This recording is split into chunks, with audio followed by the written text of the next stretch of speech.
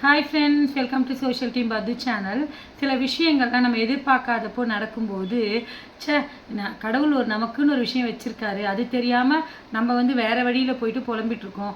நமக்கு எதெல்லாம் கிடைக்கணுமோ அதை கடவுள் அவர் பிளான் பிரகாரம் நமக்கு எப்பப்போ கொடுக்கணுமோ அப்போல்லாம் கொடுத்துட்டு தான் இருக்காரு.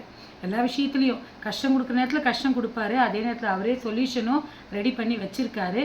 அது தெரியாமல் நம்ம தான் புலம்பிகிட்ருக்கோம். இது நான் என்ன சொல்கிறேன்னா, இறைவன்கிட்ட சரணாகதி அடையலாம். வேறு யாரை நம்புகிறோமோ இல்லையோ இறை நம்பிக்கையை வளர்த்துக்கலாம். இறைவன் இருக்காரா இல்லையா அப்படின்னா எனக்கு அதெல்லாம் தெரியாது. நான் இறைவன் தூணில் இருக்காரு துரும்பில் இருக்காருன்ற அந்த ஒரு கோட்பாடு உடையவள்.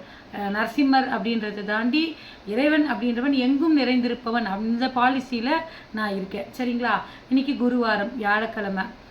குரு இன்னைக்கு நம்ம போயிட்டு சேவிக்கிறது ரொம்ப விசேஷம். இறைவனுக்கு வணங்குறதை தாண்டி குருவை வணங்கினா இறைவனுடைய அருள் நமக்கு கிடைக்கும்னு சொல்லுவாங்க.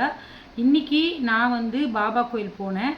வியாழக்கிழமை பாபாவை பார்க்கறதுக்காக போனால் பெரியவா உட்காந்துட்ருக்காரு. நம்ம சங்கர மடம் இருக்கு இல்லைங்களா, பெரியவர் உட்காந்துட்ருக்காரு. எனக்கு ஒரு நிமிஷம் அப்படியே புல்லரிச்சிருச்சு. ஏன்னா எங்கள் ஸ்கூலில் கூட அவர் எப்போ வராரு, அப்பாயின்மெண்ட்டெல்லாம் இருக்கும், அவர் வர்றது தெரியாது, திடீர்னு வருவார், சேவிப்போம்.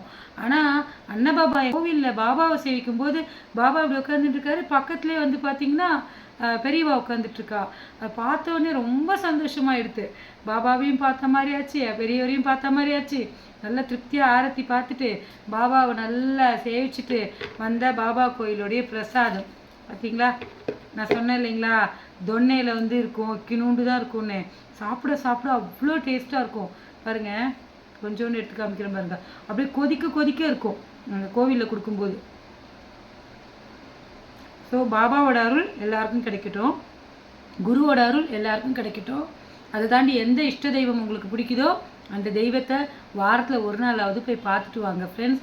மனசுக்குள்ளே ஒரு நிம்மதி, ஒரு சந்தோஷம், ஒரு நம்பிக்கை, நம்ம மேலே நமக்கு ஒரு கான்ஃபிடென்ட் கிடைக்கும். அதனால தான் கோயிலுக்கு போகிறது. Bye friends.